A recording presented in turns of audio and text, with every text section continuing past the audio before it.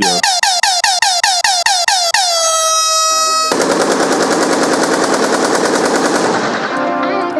What up, though? Y'all know what it is. You're not tuned into another episode of Everybody Has a Voice podcast, brought to you live from Farm Boy Studios, sponsored by Baby Miss Barbecue. It's your boy, Worldwide Wall Street. It's your boy Q. It's your boy E. And today, I got a very special guest. And I say a very special guest on a lot of these episodes, and you know I take all my guests as special guests, but this man right here is somebody that influenced every one of us at this table in both ways, in a negative way and a good way. So I'd like to introduce my brother, Emmett. I know him as something else, but Emmett Mitchell in the building. What's up? Peace, peace, peace, family. What's going on, man? So, you know, we know a lot about you, man, and you started a whole curriculum. You got something called a Milestone agency. You got a lot of things going on, man. So where you want to start? I mean, shit, let's start from the beginning, from when y'all was pups. So we know this man as the neighborhood dope man. You know what I'm saying? Like, as a kid, growing up, seeing the hustlers in the street, ain't too many motherfuckers I idolize more than this man. Hell no. For sure. Growing up, a nigga that was fly, had swag, had all the hoes, had the cars. Whoa. I mean, Hey. that's respectfully so. You know, because Hey, look. and that's I'm fucking very with you. I'm fucking with but you. I ain't you know, gonna- that's very respectfully so because Hey, as well as you raised me, your wife raised me. You know Hey, what but I'm look, saying? So though, that's very respectfully. I'm so, gonna you know what I'm saying? I'm gonna keep it a buck. This nigga was the freshest nigga in the motherfucking world to me. Not the hood. This nigga was the freshest nigga in the world to me. dog. And motherfucker never even knew I felt like that. But he showed us how to turn nothing to something for real. Like literally like nothing to something. So I'm gonna lead into this like this. Our hood, the infamous, I'm gonna say infamous 48204. The Gucci Boys. Can you give us a little bit of the beginning of that and how you first got into the streets and your life coming up? For sure. So a lot of people know this now, but in the beginning, I was a nerd. I got good grades. I was in the accelerated classes and all of that type of shit, man.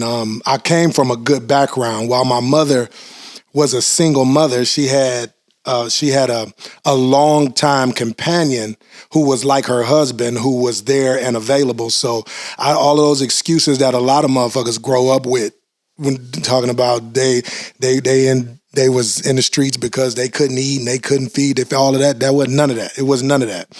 Essentially, I was a kid that got good grades, and I just understood math. And the math was mathing at the time. And so one day I'm doing a project report with my homeboy who lived on Ivanhoe. Anybody on 48204, Ivanhoe is in between Joy Road, Livernois, Grand River, and Tireman. In that box, I'm going to this store and I'm going to see my homeboy and do this science project that we were both doing. And I ended up playing basketball over there on the block, on Ironwood. Did that for a couple of days. Everybody's trapping, all of our big homies that we still know to this day. They on the corner trapping. And we just hooping. We little kids staying out of the way. We 14 years old. What year was this? This was maybe 90, 89. 87, 88. No, this was 80. No, it wasn't 90. You're right. It was 88, 89. So the 88, 89 school year going into the summer, I started going over there hooping every day. And one day, I'm gonna let dudes stay nameless, but one day we over there hooping and a dude had some back then crack cocaine. He had $3 $20 rocks or something. And he told me to hold them. But I'm a little kid, I don't know what's in it. I go put it up for him. And while we hooping, a dude comes up, puts his hands up like, "What's up?" I'm like, "Shit, I don't know. You tell me what's up." So one of the other little homies with us, like, "That thing that he gave you, it's in there." So I went and got it, sold the $60 worth of rocks. My man pulled back up like, "Where that little tube at?" And I said, "I sold it." He looked at the money. He gave me $20 and jumped in the car and pulled off. And you got to remember now, it wasn't that I was starving, but I didn't have money to just do whatever I wanted to do with. Right. And just from that little move in my mind, I'm thinking like I didn't even do shit.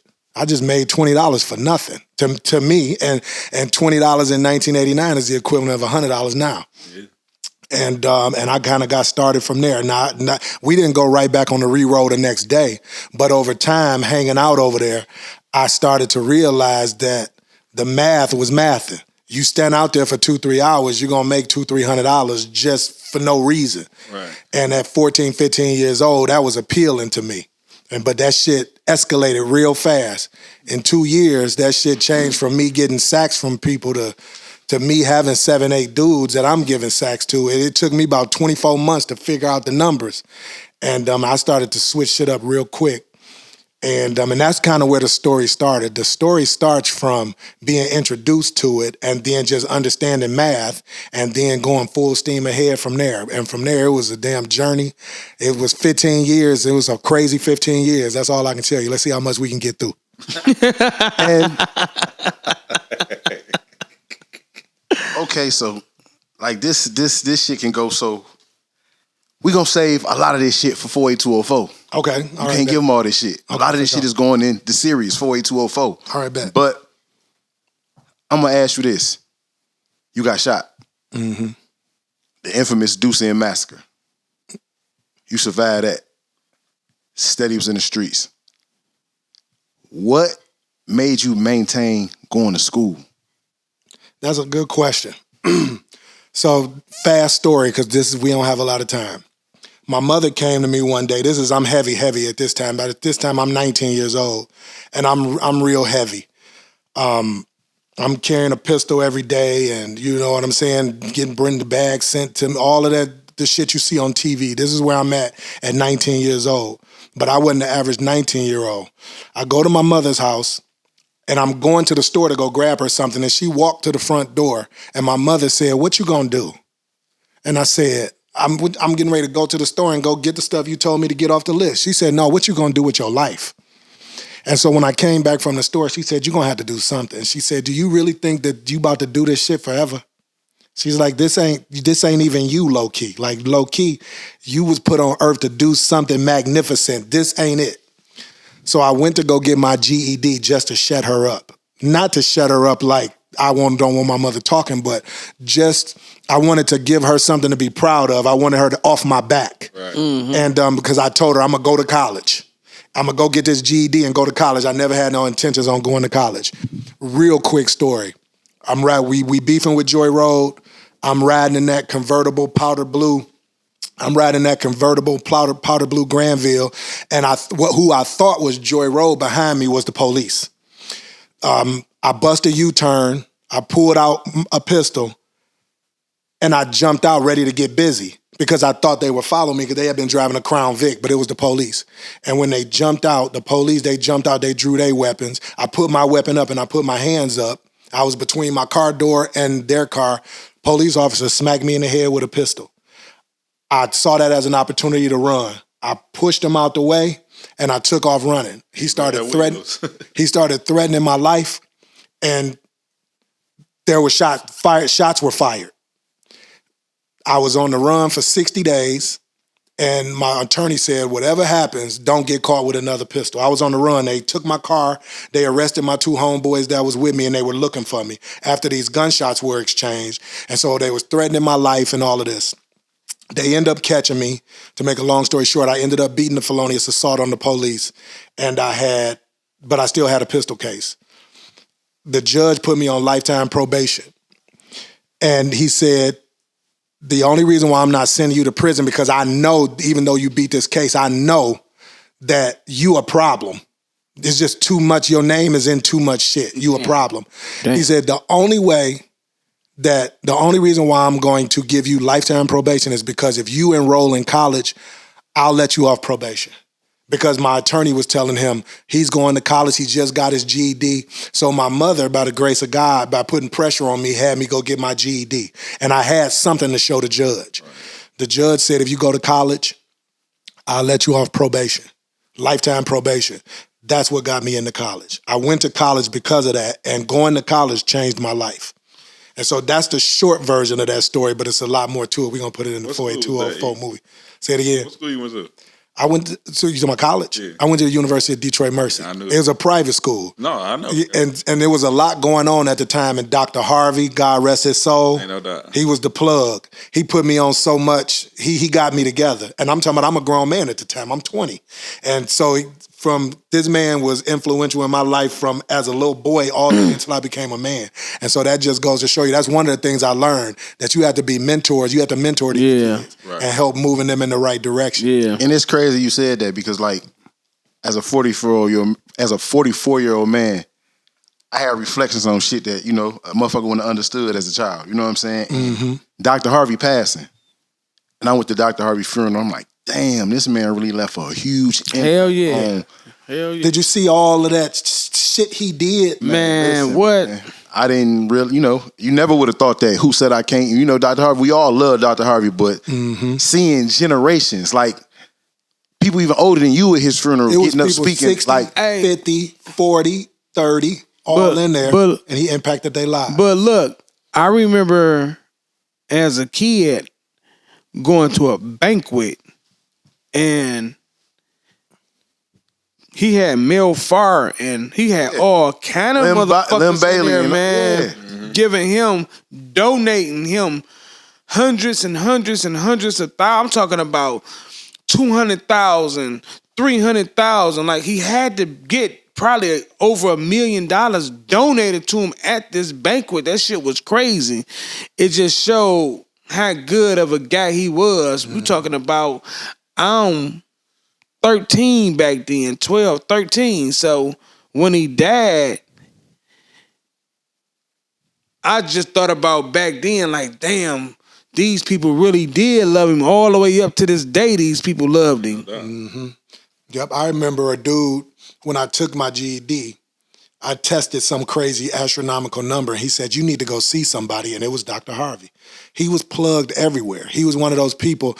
One of the reasons that motivated me to start the Milestones agency. Him and Mr. Moore on Oregon, on your block, but just on the other end of the block. The way that they treated me and the way that they raised me, even when I was into all type of bullshit that I had no business being, they still looked at me as a kid that could be saved. Right. As a human. There you go. And I'm saying, Mr. Moore going to court with me. I'm catching dope case after dope case as a juvenile. They want to commit me to the state. He in court with me, speaking on my behalf after all of that shit. And though when I go through those, when I think about all of those things, it's what drove me to do the work that I do now. In addition to some other shit that I had to go through a psychological metamorphosis, if you will. I had to go through a process to understand how I could repay my debt to society. Even though I didn't find myself caught up in any major legal issues in comparison to the magnitude of what I was doing, I still knew that I owed a debt to God for bringing me out of that shit. Yeah. Halfway sane and almost in one piece. Right. Yeah. So, what was created first? The Milestone Agency, the curriculum? So, the first thing that took place is I wrote a book. And the book's titled Game On. I should have brought a few copies to give y'all, but Game On Consignment to War on Poverty, Ignorance, and Depression. I dropped that in 2010, and it's just 13 chapters of all of the things that Black people need to understand about our culture and what we can do to address those things, from the education system to saving money to making money to investing to being good in your relationships to raising your children correctly, just all the things that I thought I knew about when I started writing the book. It started as an autobiography, but I'm like, don't nobody know me with the exception of motherfuckers in Detroit, Toledo, Kalamazoo, and maybe a few people in Chicago, but didn't nobody know me. So I said I had to do something and start a process of healing and giving back something back to my people. Right. That started the Milestones agency in Metro Detroit. After I started doing a lot of speaking engagements, I felt like it was time to start actually serving, start doing the shit in the book that I wrote about. Right. And so with the support of a group of people, they helped me build an agency. And our agency is small, but it looks big because our partners are so big. Okay. We partner with COTS. We partner with the Blue Baby, the Park West Foundation Blue Babies. We have 15 to 20 different partners in the community that allow us to serve a lot of people. That's good. I like that. For sure. Dope. That's dope. So, damn, that kind of just, that shit's like amazing. Like, hell yeah, that coming shit from you, is, you know what I'm hell saying? yeah, it's amazing. Well, we're gonna be bouncing back and forth for the whole episode because it's a lot, and I know we won't cover everything tonight, but with everything that we talk about, I want to at least put a positive spin on it or explain what I learned from it. Because the young men that come through my program, none of them never even knew I was in the streets. And the reason why is because I never had a story to tell them to scare them away. Right. Yeah. If you follow what I'm saying. Yeah, like I didn't have. You ain't have a story to tell them to scare them away. Well, I had some stories to tell them, but it wasn't the type of stories that if a dude want to start selling dope that they would say, oh no, I ain't doing that. If they already got 1 foot in, I didn't have those stories because the stories that, I don't want to say it like this, but I was smart enough to avoid a lot of dumb shit and keep the main thing for a long time. Yeah. And so I didn't have that story that I could tell a young person to say, don't do it because if you do it, you're going to end up like me. Yeah. There's some young motherfuckers that say, I want to end up like that. Mm-hmm. And so I always would try to steer clear talking to the young people about what I used to do because I just didn't feel like I had that scare story, if you feel me. I remember that speech. Like it ain't a bad ending to what you had going on. Well, there's some bad endings, but you know, shit, the bounce back and some kids don't get scared. Like the first time I was shot, man, I was 15 years old. The second time I was shot, I was 19, and the third time I was shot, I was 20. That don't scare kids. They don't think that ain't gonna happen. Jail don't scare them neither. Jail don't scare them either. Nope. You know what I'm saying? Not these youngsters today. You know what I'm saying? That's crazy. That's a part of it. Like in some circles. But if you think about it, like that's they bad. That shit didn't even scare us. Like think about it. That's facts. When he got shot, like we thought he was Tupac when he got shot on the deuce. He bounced back and. I remember seeing that shit out there on the corner of Ivanhoe. You stand out there, the phone booth bandaged up and everything. Mm-hmm. That nigga a G. You know what I'm saying? We think the goofiest shit. So, damn, in hindsight, that's fucked up. So I would always keep that shit on the low. I remember one day we were in a basement, me and some of the big homies, and everybody in the basement had been shot. And they was like, you the only one ain't been hit yet. It's your turn coming, because damn, we all been hit. You ain't even been hit yet. I'm talking about the big homies. Big C was down there. O-Dub was down there. You know, everybody had been shot. And the shit was like a rites of passage. That's insane. That shit is insane. That's insanity. You know, it is insanity because we look at motherfuckers in the burbs like they weird, but we really the weird ones. I say this shit all the time. We the ones who weird. We ain't motherfuckers shooting and we ain't taking cover. We trying to see where it's coming from. They getting the fuck on. We ain't scared. They scared in a motherfucker and ain't never coming back.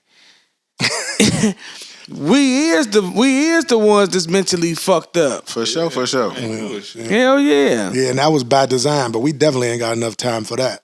But that's by design. I gotta ask you something though, like, and it's personal, but it kind of can relate to all three of us because the influence that you had on us, and you seen us go down certain paths, and I'm sure you know you had influence on all of us, especially me, because we had a personal relationship in the streets. You know what I'm saying? Oh, for sure. He so pick me up.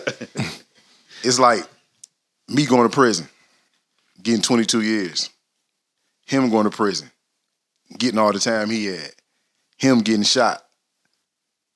Did that ever make you feel some type of way? Like, damn, I kind of destroyed my little homies, or however you ever looked at it? Did you ever, you know what I mean? Yep, it did. It does, and it still does. We was just talking about somebody whose name I'm not gonna mention, but we was just talking about him over here. Mm-hmm. That's still my little homie to this day, and he bigger than me, but he's my little homie. And I remember one day, I gotta fuck with the story a little bit. I can't. He called me and said somebody took something from me. And my response to him was shit. Just don't let nobody take nothing from you. What the fuck you supposed to do. Don't let nobody take nothing from you. And he went and did what he was supposed to do. Well, he did what he thought he was supposed to do. When he came home from the joint as a grown man, I still felt obligated to do something to help him. He's still my man to this day, and I still feel like I'm partly responsible for him because he made a choice based on how I led him. You follow what I'm saying? Yeah. And so to answer your question, absolutely yes. I remember our man's L.A. came on the block one day as a little. I had grown up by this time though. When I got that phone call, I was dumb. When L.A. would try to come on the block, I was just dumb. But I used to make L.A. leave. You gotta get the fuck from on. If you ain't selling no dope, you gotta get the fuck off the block. It ain't no reason for you to be over here, little bro. Period. Get the fuck off the block. Yeah. But it took me a while to get to that point. I gotta ask you this, too. To spin that. In my day, it was a time when y'all ran me off the block. Right. You was a nigga I was trying to get a sack from early, and you get the fuck on. You know what I'm saying? For sure. For real, like seriously. Mm-hmm.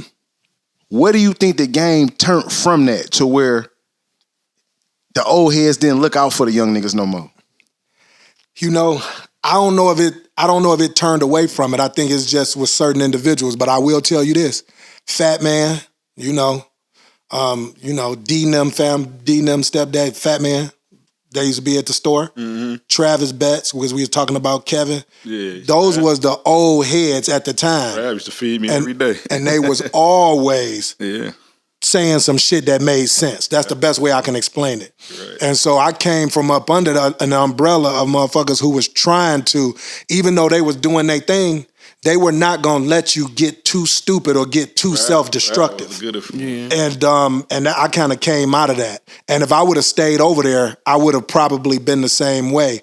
But the relationships got so volatile for me over there that I knew prison was my destiny, staying entangled with dudes over there that I knew hated my guts, that wanted to see me die. Right. And it's fucked up. It's like that. But these your own people you talking about. Well, we might have rode in a car together before, but my circle of homeboys is the same as they was the whole time. Yeah. But sometimes in the streets, you have to put on a game face and do business with people that you don't want to do business with to keep a flow going, or sometimes you have to make nice with motherfuckers that you really want to smash in that time period, in that thought process, but you can't because it's not good for business. And so that's kind of the situation that I found myself in. Q, hand me that phone over there too, Q. Yeah, that's kind of like the situation I found myself in. I'll say something to you, E. You probably, I don't know if you remember this. Remember when we used to talk on the phone when I was younger and first started moving around, and you would keep me on, we'd be on the phone 45 minutes and you would call and just give me all the juice. Then you would pick me up or I'd ride with you. Mm-hmm. I remember one time you called me and said, yeah, man, I just bought 10 cars for my lot.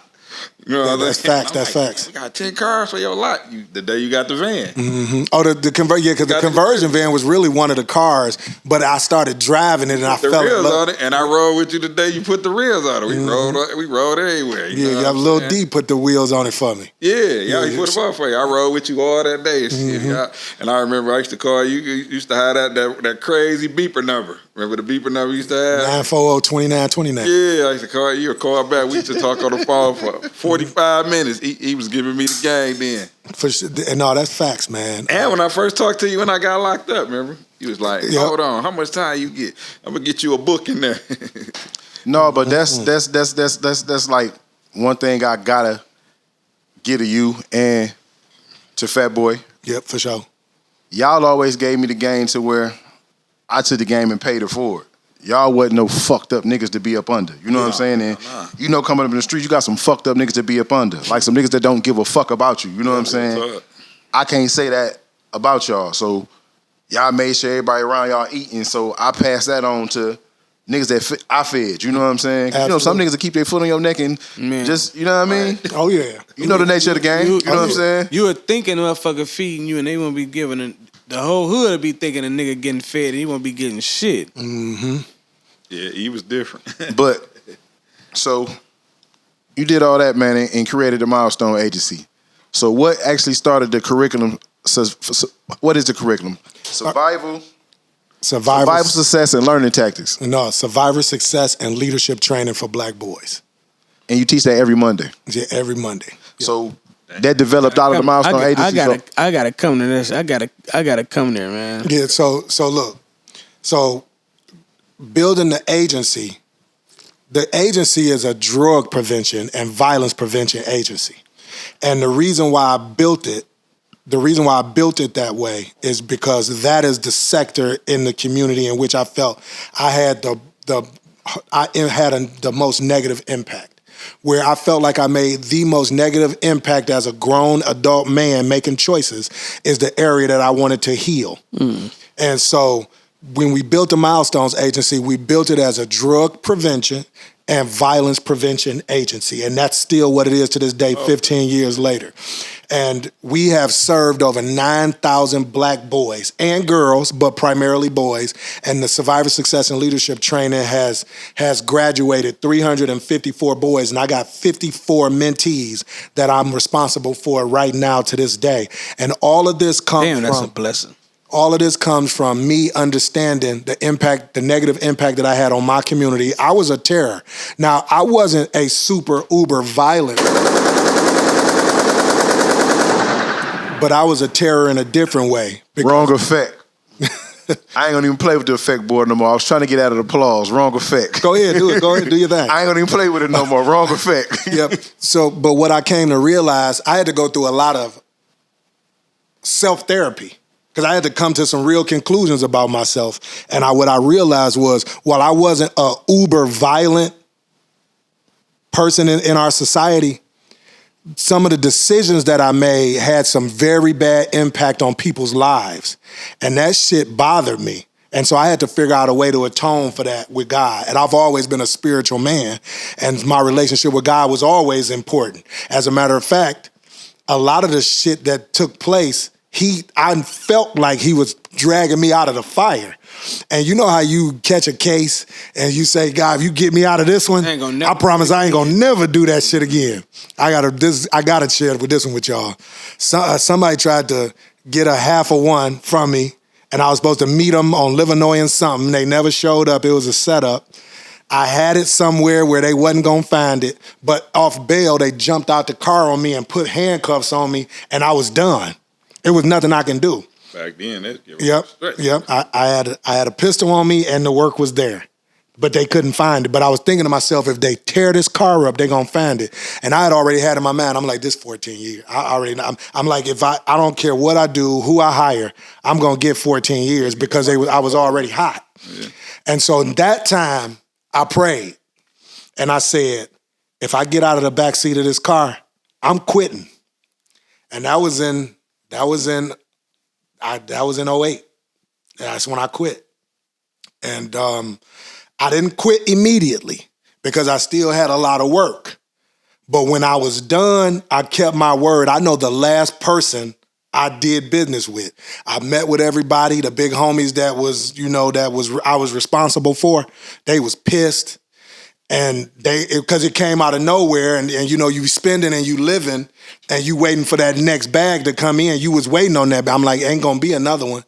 And it was about 4 or 5 guys that was pissed that I felt like they might have wanted to do something to me because they were so pissed. So, but they was holding out hope that I changed my mind, probably. But I said that to say, I kept my word. 2 weeks later, I was done. I woke up that morning and I started making my children's lunch for school. This is when we just had the 2 oldest babies. My wife's baby and my baby. They both are babies, but you know what I mean. And it was just them 2 at this time. And I'm making the lunches for lunch. And I told my wife, the woman who is my wife now, I said, I'm done. She was like, you're right. She was like, yeah, right. And I said, no, I'm serious. I'm done. I was like, shit, that was it. So we gonna have to figure shit out. And so I said that to say he answered my prayer because they was hitting on shit. They was in there banging in the truck. And I'm looking at the car. The truck is right in front of the car, the police car. I'm in the back of the police car. I'm looking at them trying to figure shit out, pulling on shit. And I'm thinking to myself, like, this it right here. I'm like, my new baby gonna be 14 when I come home. This is what I'm playing in my head. And so I said, if I get out of this one, I'm gonna be done. And I had to keep my word this time. And I felt like I was heavy enough that I could do it. And so that was that. And now the middle time, starting businesses and trying to do other things, that's a whole nother journey. And I know we ain't got enough time for that. But that's how we pivoted. Let me ask you this though. Yep. Since you stopped, and you saying 08, 2008. That's what, 17, what's this, 25? 17 years. 17 years. Yep. Out of them 17 years, did you ever be like, fuck, I'm gonna have to go back? Did you ever feel like you need to go back to it? I felt some pressure at one point in time. It was like the Christmas of 2009. And the Christmas of 2000. No, hold on. Those numbers not right. So we went from 90. So I was done in 05, 06. The Christmas of 2009, in 3 years, I probably had ran through 300. And I started some businesses. I started the car lot. The car lot I was running through 15 cars a month, but I decided that I wanted to sell it and go all full 100 into real estate. Well, the real estate bubble popped in 08. Yeah. When the real estate bubble popped, I bought a bunch of real estate. Yeah. And then it took a heavy hit. And when I had to liquidate, I liquidated at pennies on the dollar. And it was a massive hit to my portfolio at that time. And it ended up getting tight. I didn't think about that, but I had a cousin in AZ. And at that time in 09, 2010, AZ was where they was with the bows. Exactly. And he's doing bringing tour buses back with rappers, and it's probably 7,000 of them up under there or something. I don't know, just speculating. And I called him and I said I needed him to do some things for me. He didn't do it. And I love him, but he didn't do it. And when he didn't do it, I said, that was my answer right there. That was my answer. He said he was going to do it, but he never did it. And that was my answer right there. So in 09, I kind of thought, but then I was like, hell no. I'm getting ready to get a job. I'm going to go hard. I'm going to sell all this shit. I'm selling full-length mink coats. We putting that shit on eBay. We getting 5,000-6,000 scraped up. And I was never off. Yeah. I always had shit to liquidate. Yeah. I just didn't want to. But I said all that to say, I thought about it for a slight second. Nothing ever materialized. And then I went full steam ahead on making the decision to be a law-abiding citizen and somebody that was going to have a positive impact on the community.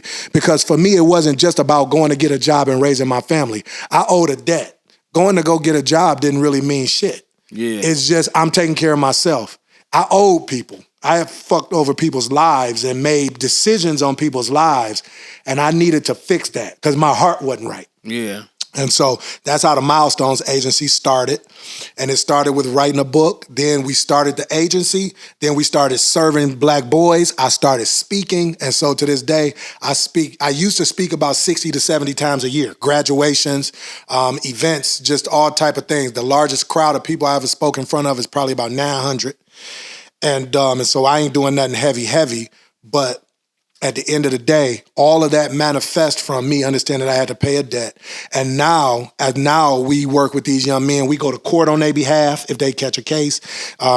We might help feed their family. We might help them get in school. We may get them away to school. Just whatever they need, we support them. But every Monday from 5:30 to 7 p.m., we have what we call Survivor Success and Leadership Training, and it's a prevention program. And we educate these Black boys on how to be responsible men, how to avoid the pitfalls and mistakes that we made, how to avoid senseless violence, how to keep money in your pocket, how to treat women, how to build a legacy for your family, and why it's important to make sure that you own things and not be a worker. Yeah. Be an owner. Be an owner of your assets. Be an owner of your time. Be an owner of your property and all of the things that you deserve. Every single human being on the planet deserves to have all the things that they want.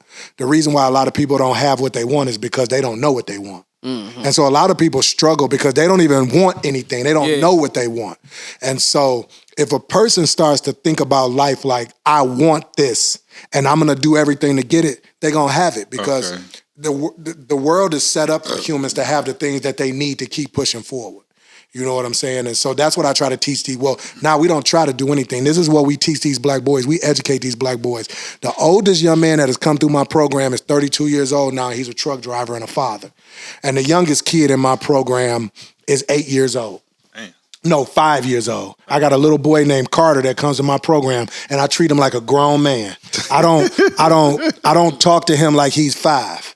Open up your own chips. Right. Unpeel your own orange. No, we going in the gym to play basketball. Nope, I need you to be quiet when I'm talking, and when you talking, I'll be quiet.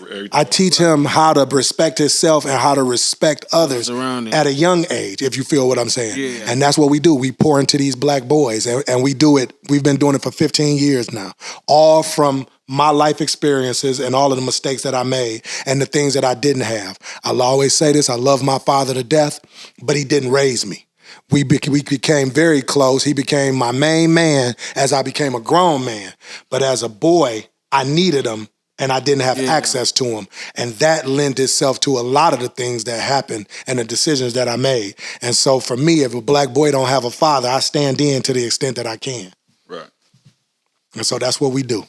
I like that. Yeah, that's the truth. You came and set this motherfucker on fire, so where motherfucker like just sitting back listening. I don't even got no questions. You know what I'm saying? Hell yeah. But being that this is everybody got a voice, and I'm sure you're used to using your voice, man. But right here, right now, with all you got going on and the reflections of everything you've done and where you at in life right now, if you can go back and talk to your younger self, what would you tell your younger? What would you tell 19-year-old Emmett right now? Damn, that's a good-ass question. And that's why I don't talk to my boys about things, because I don't regret much. But there are a couple of things. There's 2 things for sure that I would go back and tell my 19-year-old self. Well, I want to go back to 15, though. I would go back and tell my 15-year-old self, there's 2 things, 2 choices that I made. Don't do that. Don't do those 2 things. Can't share that on TV. Can't share that on the pod. You feel me?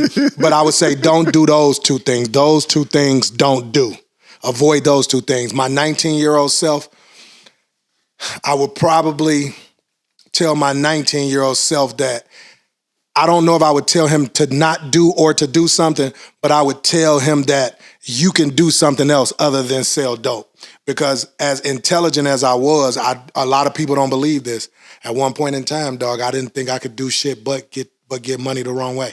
I didn't think that I was capable of anything else. And that's why college was so important, because it opened up portals. It opened up doors for me that were unbelievable. It made me see myself differently. And it's 5 or 6 guys that I went to college with that we are still close friends to this day. And they, even though I was their big homie, they taught me a lot about what I was capable of just by interacting with them. You know what I'm saying? And so I would just tell my 19-year-old self, there's other shit you can do, dog. Get to it. Get to it. Damn. What year was that you had the Eldorado? You was 21? This nigga. I was about 20. He always was going back to those cars. This nigga.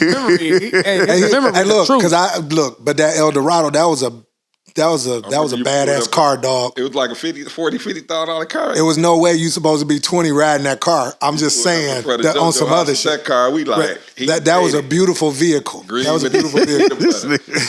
And but I was about 20 years old at the time, and it's interesting because I love that car. Man, so did I.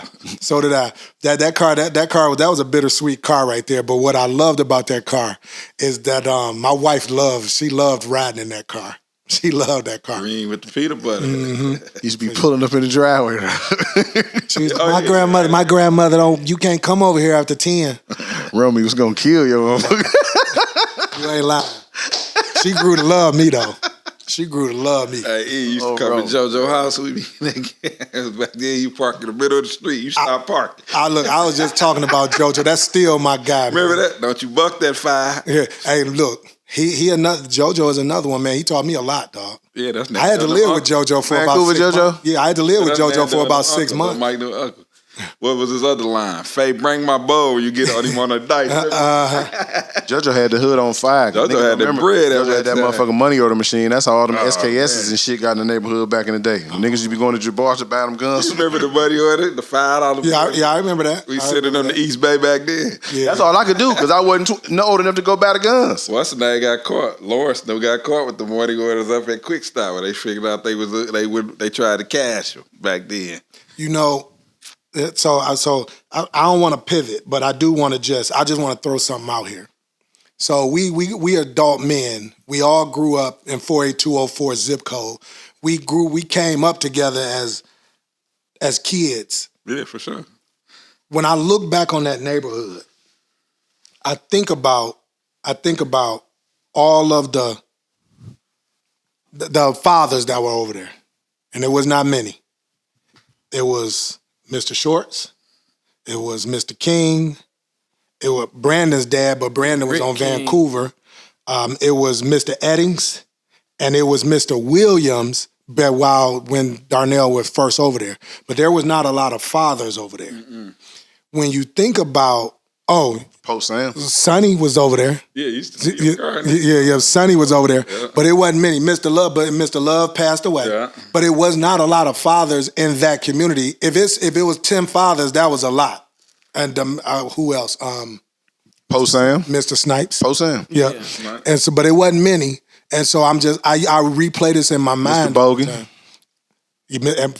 For a minute. Mr. Bogan. Yep, for a minute, yep.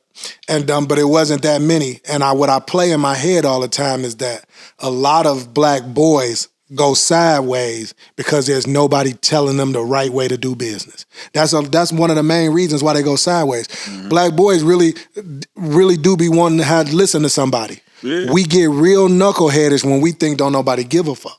And then if they don't give a fuck, why should we give a fuck? Then it's full steam ahead. Then we carrying pistols. Then we getting high. Then we banging.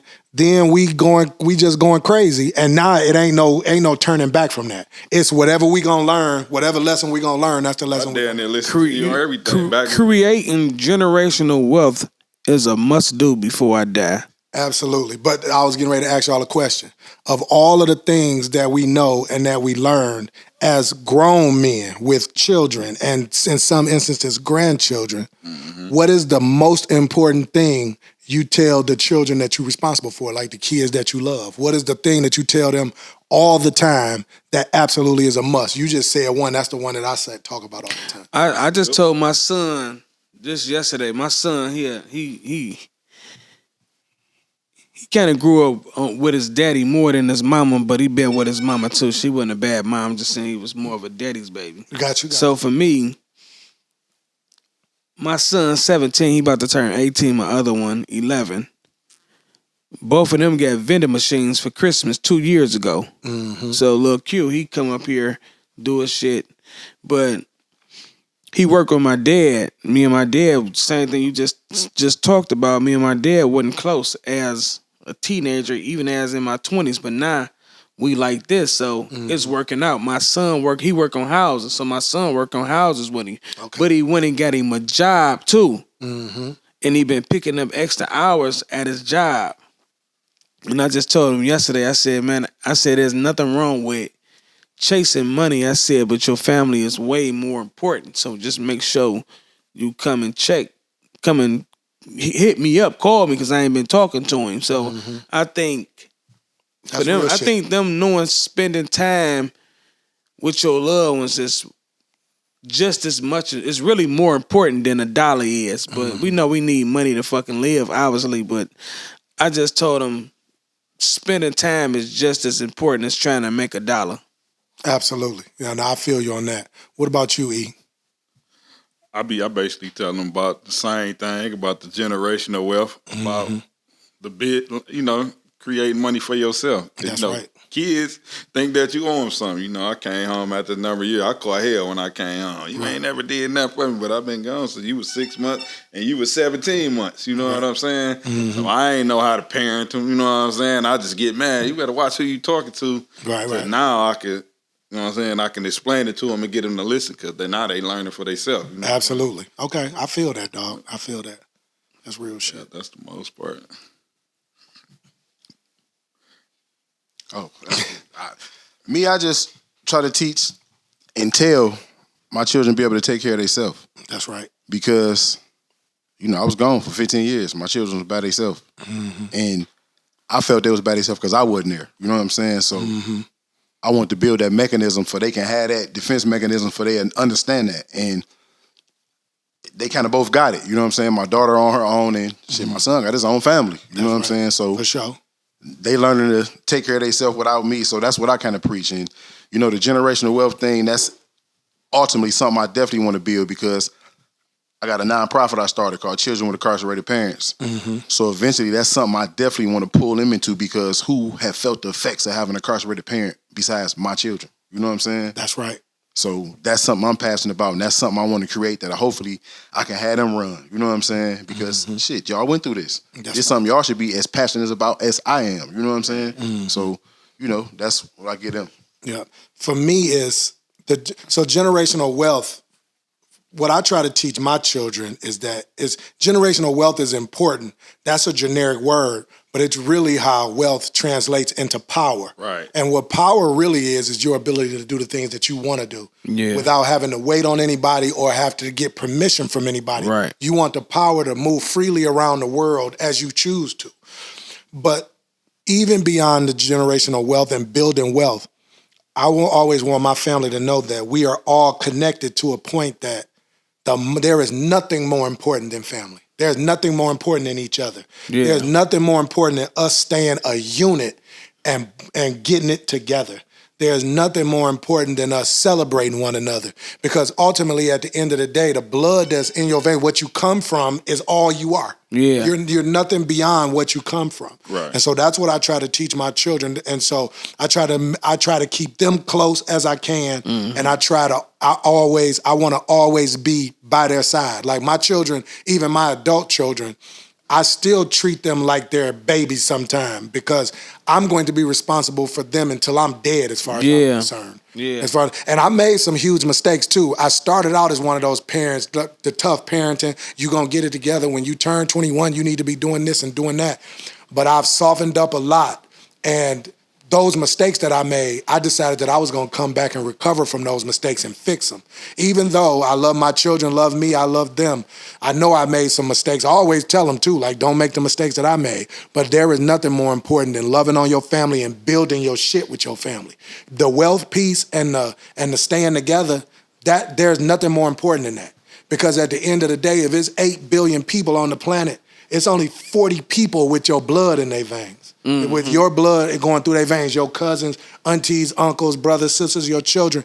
It don't be a lot of us. It don't. Families are not. This ain't the old days where in the South where it was 200-300 people in a family. Yeah. I know some families, dog, that done lost about 3 or 4 people, and then the oldest person in the family now is like 40. All of the elders are gone. Damn. And it's only 3 or 4 people left in the bloodline. Legacy, your children having children, and you making sure they straight. That's the key. That's everything. If a man wants to live, be alive, even when he's no longer here, make sure that your bloodline is being taught and you pushing everything into your bloodline and you teaching them how to continue on. Yeah. Because as long as they're continuing on, your blood is still on this planet. Right. And so that's what I teach my children. We gonna leave this on that. Everybody has a voice.